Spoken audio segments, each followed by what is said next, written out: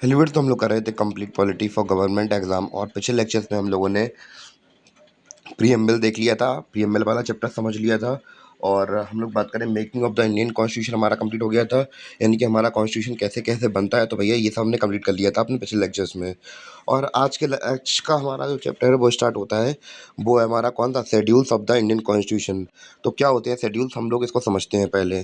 तो अगर हम लोग बात करें कि हमारे संविधान की थोड़ी बहुत बात कर लेते हैं कि संविधान बना क्या क्या है, और तब से अभी तक हमारे संविधान के अंदर चेंज क्या क्या आए हैं, उसके बारे में थोड़ा बहुत देख लेते हैं कि संविधान है क्या। फिर एक होलिस्टिक पर्सपेक्टिव हमें पूरा मिल जाएगा कॉन्स्टिट्यूशन का, ठीक है। तो अगर हम लोग बात करें कि हमारा संविधान बन के पूरा देश में लागू कब हुआ था, 26 जनवरी 1950 को। तो भैया 26 जनवरी 1950 को हमारा जब संविधान लागू हुआ था, तो सबसे पहले हमारे पास प्रियम्बल कितना था, कितने प्रियम्बल थे हमारे पास, एक था। सबसे पहले ये समझते हैं कि प्रियम्बल होता क्या है। तो भैया ऑब्जेक्टिव्स, यानी कि हमारे कॉन्स्टिट्यूशन का ऑब्जेक्टिव क्या है, यानी कि एक तरीके से समरी होती है हमारे कॉन्स्टिट्यूशन की, वो क्या होता है, प्रियम्बल। समरी कह लीजिए, इंडेक्स कह लीजिए, कुछ भी कह लीजिए, यानी कि एक तरीके से होलिस्टिक। अगर आपको कॉन्स्टिट्यूशन नहीं पढ़ना है और आपको समरी चाहिए उसकी कि हमारे कॉन्स्टिट्यूशन में है क्या क्या, तो भैया तो वो उसमें किसमें लिखा है, हमारा प्रियम्बल। तो प्रियम्बल में लिखा है हमारे कॉन्स्टिट्यूशन के ऑब्जेक्टिव्स क्या क्या है। तो भैया वो सब लिखे हैं, गोल्स लिखे हैं, हमारे कॉन्स्टिट्यूशन के बारे में समरी दी गई है किसमें, प्रियम्बल में। तो भैया अगर हम लोग बात करें 26 जनवरी 1950 की, तब हमारे कॉन्स्टिट्यूशन में कितने प्रियम्बल थे, एक प्रियम्बल था। और आज की बात करें 2025 की, तो 2025 में हमारे पास कितने प्रियम्बल हैं, तब भी हमारे पास एक प्रियम्बल है। तो अगर प्रियम्बल की बात की है, तो भैया प्रियम्बल के अंदर ज़्यादा छेड़खानी नहीं की गई है, केवल दो चार वर्ड्स ही बदले गए हैं, ठीक है। और हम लोग बात करें कि पार्ट्स, तो हमारे संविधान में यानी कि कॉन्स्टिट्यूशन में कितने पार्ट्स हैं। तो भैया एक मोटी सी किताब है, तो भैया उसके बहुत सारे, अब बहुत सारी बड़ी किताब होती है, तो भैया वॉल्यूम्स में नहीं आ जाती है बुक। तो भैया इसी प्रकार हमारा जो कॉन्स्टिट्यूशन है वो उसके अलग अलग पार्ट्स हैं। तो भैया पार्ट्स क्या है, पहले कितने थे। अब हमें पता है कि संविधान का हम लोग बात करें कि समय के हिसाब से कानून बदलते रहते हैं, यानी कि हमारी ज़रूरतें जो हैं वो समय के अनुसार बदलती रहती हैं। तो भैया उसमें कुछ नया डेटा भी तो ऐड होगा। तो भैया जब नया डेटा ऐड हुआ, तो भैया हमारे पास पहले कितने पार्ट्स थे, 22 पार्ट्स थे। और अब कितने हो गए, 25 पार्ट्स हो गए। कितने पार्ट्स हो गए, 25 पार्ट्स हो गए, क्लियर था। फिर हम लोग बात करेंगे अपने आर्टिकल्स के बारे में, यानी कि आर्टिकल्स के बारे में, अलग अलग चीज़ों के बारे में आर्टिकल्स है, जैसे कि वो right to freedom, right to education. तो ये ऐसे हमारे अलग अलग आर्टिकल्स वगैरह हैं। तो ठीक है, तो हमारे पास स्टार्टिंग में पहले कितने आर्टिकल थे, 395 आर्टिकल थे। तो हमने पहले ही कहा कि भैया कि भाई समय के साथ साथ हमें बहुत ज़्यादा ज़रूरत होती है। इसी वजह से हम अपने संविधान को लिविंग कॉन्स्टिट्यूशन कहते हैं। क्यों, क्योंकि भैया उसमें समय के साथ साथ चेंजमेंट आते रहते हैं। तो भैया हमारे पास कितने आर्टिकल्स हो गए, अब हमारे पास आर्टिकल हो गए 448। कितने हो गए, 448 आर्टिकल होगा। क्योंकि भैया हमें जैसी ज़रूरत पड़ी, तो भैया वैसे ही हमने कानून और ऐड किया, और डेटा ऐड किया, और डेटा ऐड किया। तो भैया जितनी ज़्यादा ज़रूरत होती जाती है, उसी हिसाब से हमने कॉन्स्टिट्यूशन में अमेंडमेंट करके या फिर थोड़े बहुत लॉज का ऊपर नीचे करके पार्लियामेंट के अंदर नए कानून लाते रहते हैं। तो ऐसे करके हमारे पास आर्टिकल कितने हो गए, हमारे पास आर्टिकल हो गए 448। कितने हो गए, 448 आर्टिकल हो गए। और शेड्यूल्स की बात करें, तो भैया जो हमारा चैप्टर है इसके बारे में समझेंगे। तो स्टार्टिंग में हमारे पास कितने आर्टिकल शेड्यूल से 8 थे। और भैया समय के साथ साथ जब ज़रूरत बढ़ती गई, जब बढ़ती गई, तो भैया कितने आर्टिकल, कितने शेड्यूल्स हो गए हमारे पास, 12 शेड्यूल्स हो गए।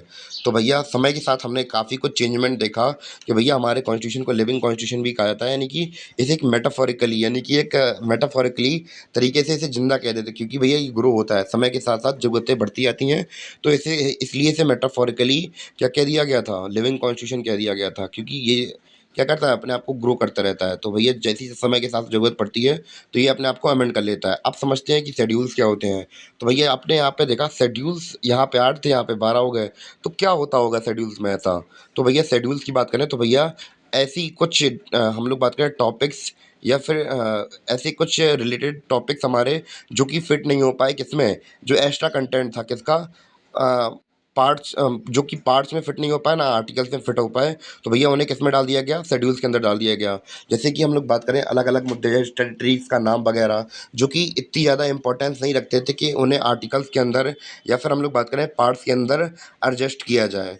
तो भैया इसलिए उन्हें किस में डाल दिया गया, यानी कि ये क्या है, शेड्यूल्स हमारे एक तरीके से एक्स्ट्रा कंटेंट है। क्या है, एक्स्ट्रा कंटेंट है हमारे कॉन्स्टिट्यूशन का।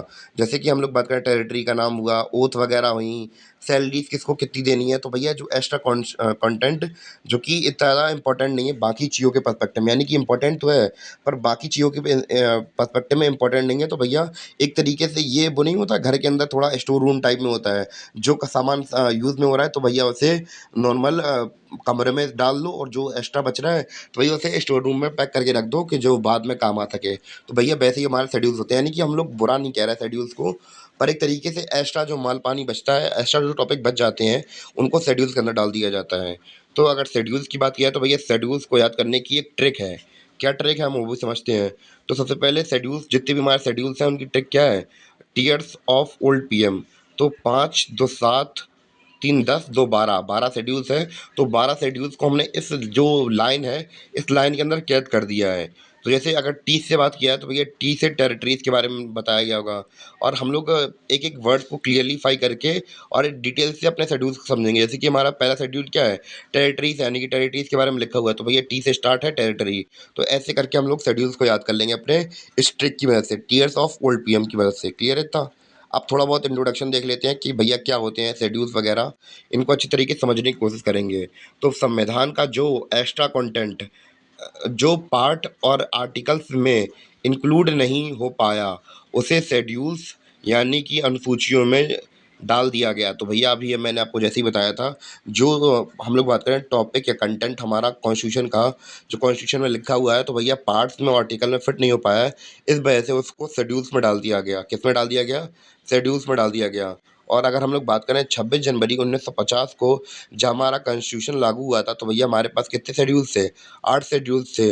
तो पर समय के साथ अमेंडमेंट यानी कि संशोधन होते रहे, और एक्स्ट्रा कंटेंट जो कि बढ़ गया, और वो किस में डाल दिया गया, तो इस वजह से हमारे जो शेड्यूल्स थे वो पहले कितने थे, पहले हमारे पास शेड्यूल्स थे 8, अब हमारे पास शेड्यूल्स हो गए कितने, 12। तो उम्मीद है कि आपको शेड्यूल्स के बारे में थोड़ा बहुत अब नॉलेज हो गई होगी कि भैया क्या होते हैं शेड्यूल्स। तो भैया फर्स्ट शेड्यूल की बात करते हैं। तो भैया फर्स्ट शेड्यूल में हम लोग बात करें किसके बारे में बात हुई थी भैया, आप मैंने आपको टीयर्स ऑफ ओल्ड पीएम में टी वाला जो टी कैपिटल था उसके बारे में बताया था। तो टी से क्या होता है, टेरिटरीज। क्या होता है, टेरिटरीज यानी कि क्षेत्र, यानी कि भारत का क्षेत्र कहाँ से कहाँ तक है, उसके बारे में वर्णित हुआ है हमारा किसमें, शेड्यूल के अंदर। तो भैया हमारे पास कितने राज्य हैं, हमारे पास टोटल स्टेट है कितने, 28। तो इस शेड्यूल के अंदर क्या क्या लिखा है, इस शेड्यूल के अंदर भैया उनके नाम लिखे हैं, और कौन कितने से कितने एरिया के अंदर फैला हुआ है वो सब डिटेल में लिखा हुआ है। और हमारे पास स्टेट तो 28 है, यूनियन टेरिटरी कितनी है, तो भैया उनके नाम, यूनियन टेरिटरी के 8 यूनियन टेरिटरी है, उनके नाम और कहाँ कहाँ क्षेत्र, उनके कहाँ कहाँ क्षेत्र हैं उसके बारे में लिखा हुआ है। तो इतना क्लियर हुआ पहला शेड्यूल, उम्मीद है कि आपको समझ में आया हो। भैया दूसरा शेड्यूल हमारा क्या है, दूसरा शेड्यूल टीयर्स, TEARS। तो ई से क्या होता है, एम्यूलमेंट्स, यानी कि हम लोग बात करेंगे कुछ कॉन्स्टिट्यूशन पोस्ट की सैलरीज। क्या इसके अंदर क्या लिखा हुआ है, सेकंड शेड्यूल के अंदर क्या लिखा हुआ है, कुछ कॉन्स्टिट्यूशनल पोस्ट यानी कि संवैधानिक पदों के सैलरीज, उनकी अलाउंसेस, उन्हें क्या क्या मिलने वाला है, उनकी पेंशन कैसे कैसे उन्हें पेंशन मिलेगी। तो इसके बारे में काफ़ी कुछ लिखा हुआ है किसमें, सेकंड शेड्यूल में। किसमें लिखा हुआ है, सेकंड शेड्यूल में। इतना क्लियर हुआ। अब हम लोग बात करेंगे किस किस के शेड्यूल, किस किस की सैलरीज के बारे में, किस किस के अलाउंस के बारे में ये लिखा हुआ है, इसको हम लोग समझते हैं अब। तो राष्ट्रपति की सैलरी के बारे में लिखा होता है भैया सेकंड शेड्यूल के अंदर, किसकी सैलरीज, अलाउंसेस और पेंशन के बारे में लिखा हुआ है, तो भैया हमने बता दिया प्रेसिडेंट, यानी कि हमारे राष्ट्रपति की सैलरीज, अलाउंसेस और पेंशन के बारे में लिखा हुआ है सेकंड शेड्यूल के अंदर। और किस किस के बारे में लिखा हुआ है भैया, राज्यपाल, यानी कि गवर्नर। अब भैया जब गवर्नर होते हैं, तो गवर्नर, जैसे कि हम लोग बात करें सेंटर पे तो कौन है, प्रेसिडेंट है। और वैसे ही स्टेट यानी कि राज्य के ऊपर हम लोग बात करें कि जैसे ही की पोस्ट होती है प्रेसिडेंट की, और वैसे ही पोस्ट होती है स्टेट्स पर, कहाँ पे, गवर्नर्स की। यानी कि सेंट्रल लेवल पर अगर आप लोग देखें तो भैया सेंट्रल लेवल के गवर्नर कौन है, प्रेसिडेंट है, और स्टेट लेवल के गवर्नर तो फिर गवर्नर है ही, ठीक है। और हम लोग बात करें सुप्रीम कोर्ट के जजेस हैं, 34 जजेस हैं, इनकी सैलरीज, अलाउंसेस, पेंशन के बारे में लिखा हुआ है सेकंड शेड्यूल के अंदर। तो ये सुप्रीम कोर्ट तो हमारे पास एक ही है। अब भैया स्टेट के लेवल पर कौन कौन से हैं, ये देखते हैं। तो हमारे स्टेट के लेवल पर हाई कोर्ट्स होते हैं, तो भैया हाई कोर्ट्स की जज की सैलरीज वगैरह। फिर इसके बाद बात करेंगे भैया, जैसे कि हमारा पार्लियामेंट है, तो पार्लियामेंट दो पार्ट में डिवाइडेड है, लोकसभा और राज्यसभा। तो राज्यसभा के स्पीकर होते हैं, लोकसभा के हम लोग बात करें स्पीकर होते हैं, अध्यक्ष होते हैं, यानी कि स्पीकर होते हैं, तो भैया उसके डेप्यूटी स्पीकर भी होते हैं, क्लियर है? तो जैसे कि हम लोग बात करें कि पार्लियामेंट में यानी कि सेंट्रल लेवल पर लोकसभा और राज्यसभा होते हैं, तो भैया इसके स्पीकर होते हैं, तो इनकी स्पीकर की सैलरीज, और वैसे ही राज्यसभा की राज्य यानी कि सेंट्रल लेवल पर होती हैं, स्टेट लेवल पर भी हमारे पास पार्लियामेंट है। जैसे कि अगर हम लोग बात करें इसे क्या बोलते हैं, विधानसभा बुलाते हैं, विधान परिषद बुलाते हैं, तो भैया इसके इसके भी स्पीकर्स होते हैं और इसके भी डेप्यूटी स्पीकर्स होते हैं। उसी प्रकार हम लोग बात करें पार्लियामेंट के अंदर राज्यसभा होती है, भैया इसके चेयरमैन होते हैं और विधान परिषद के भी चेयरमैन होते हैं। तो भैया किसके, लोकसभा और विधानसभा के स्पीकर्स और डेप्यूटी स्पीकर्स, लोकसभा और विधानसभा के स्पीकर्स और डेप्यूटी स्पीकर्स की भैया सैलरीज वगैरह। अब जैसे हमने चेयर, आप भैया स्पीकर्स के बारे में देख लिया, तो इसी प्रकार हम लोग चेयरमैन की बात करेंगे। तो भैया राज्यसभा के चेयरमैन और विधान परिषद के चेयरमैन की सैलरीज के बारे में भैया इसी में लिखा होता है। और सातवां हम लोग देखेंगे किसके बारे और किसकी सैलरीज के अलाउंसेस के बारे में लिखा हुआ है, तो कैग यानी कि कंप्ट्रोलर ऑडिटर जनरल, तो भैया इनकी सैलरी के बारे में भी लिखा होता है। क्लियर है इतना? तो भैया इन्हीं की हम लोग बात करें एम्यूलमेंट्स, यानी कि सैलरीज वगैरह हमें इसमें ही देखने को मिलती हैं सेकंड शेड्यूल के अंदर। क्लियर है इतना? तो सेकंड शेड्यूल के अंदर हमें क्या क्या देखने को मिला, सेकंड शेड्यूल के अंदर हमें देखने मिली सैलरीज, अलाउंसेज और पेंशन किसकी, कुछ कॉन्स्टिट्यूशन पोस्ट की। तो इतना समझ में आया? उम्मीद है कि आपको समझ में आ गया होगा। अब बात करते हैं भैया थर्ड शेड्यूल की। तो अब हम लोग बात करें TEAR। तो अब हम लोग बात करें थर्ड शेड्यूल में क्या है, तो थर्ड शेड्यूल के अंदर हम लोग बात करें, तो इसके अंदर हम लोग बात करें कि कुछ कॉन्स्टिट्यूशन पोस्ट की ओथ है, क्या है, ओथ है, क्या है, ओथ यानी कि शपथ। अब जैसे कि हम लोग बात करें बहुत से मंत्री वगैरह जब अपनी पदवी ग्रहण करते हैं, तो भैया इससे पहले नहीं खाते कसम कि मैं इंडियन सिटीजन यानी कि मैं धारक के, ये ऐसे करके शपथ वगैरह ली जाती हैं। तो कौन किसकी किसकी शपथ के बारे में लिखा हुआ है वो समझते हैं। तो यूनियन मिनिस्टर यानी कि केंद्रीय मंत्रियों की शपथ ली जाती है, तो भैया उनकी ओथ सेरेमनी के बारे में लिखा होता है, ओथ यानी कि शपथ के बारे में लिखा होता है। राज्य मिनिस्टर यानी कि स्टेट मिनिस्टर्स की शपथों के बारे में लिखा होता है। मेंबर ऑफ पार्लियामेंट सांसदों की शपथों के बारे में लिखा होता है। Member of legislative members of legislative assembly की विधायकों की शपथ वगैरह के बारे में लिखा रहता है। सुप्रीम कोर्ट की जजेस जब सुप्रीम कोर्ट बनते हैं तो भैया तब शपथ ली जाती है। हाई कोर्ट के जज बनते हैं तब भैया शपथ ली जाती है। और कैग का जब हम लोग बात करें, जो मेन आदमी होता है कैग की पोस्ट को जब कोई धारण करता है तो भैया शपथ ली जाती है। तो ऐसे करके थर्ड शेड्यूल के अंदर हमारी शपथों के बारे में लिखा हुआ है कि कैसे कैसे शपथ लेनी है, क्या क्या शपथ लेनी है।